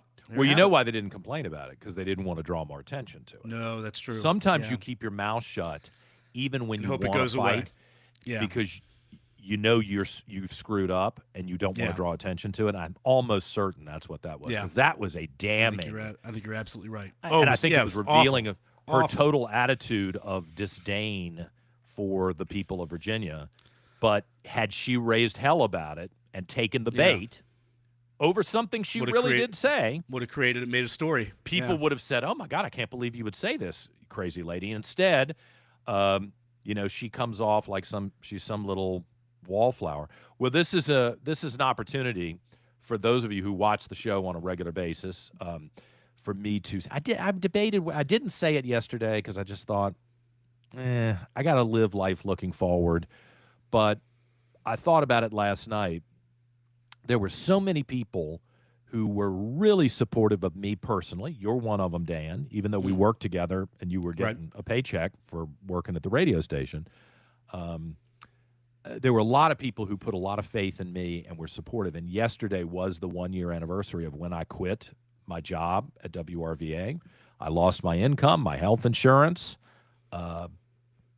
I mean, it could have been the stupidest decision I ever made financially, but I felt like somebody had to step up and try to fight for Virginia. And if not me, who else is going to do it? Everybody else seemed kind of scared to stand up and say candidly what I think many of us believe and what I think is right and true.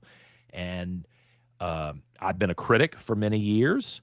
And if you're going to be a critic, okay, but occasionally you need to stand up and take your chance at making tough decisions and handling yourself in difficult moments with hopefully some grace and dignity and make policy pronouncements that are rooted in something that's good, not something that's destructive. And I just felt like at the age of 54 at the time that it was important to do that.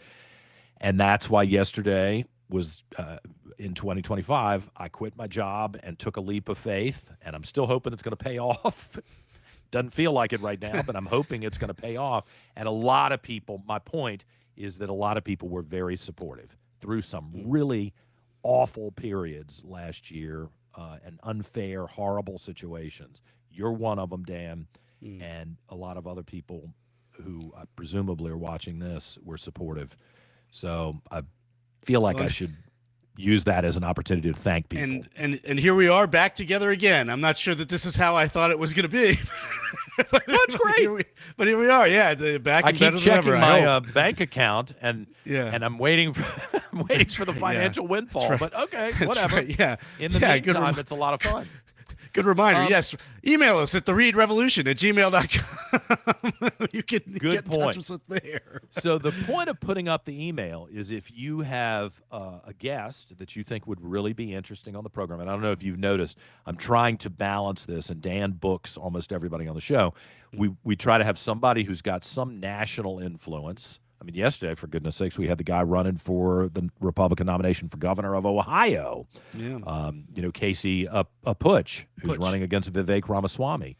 I thought that was interesting. So we're trying to have a national person and a local person minimally for each program.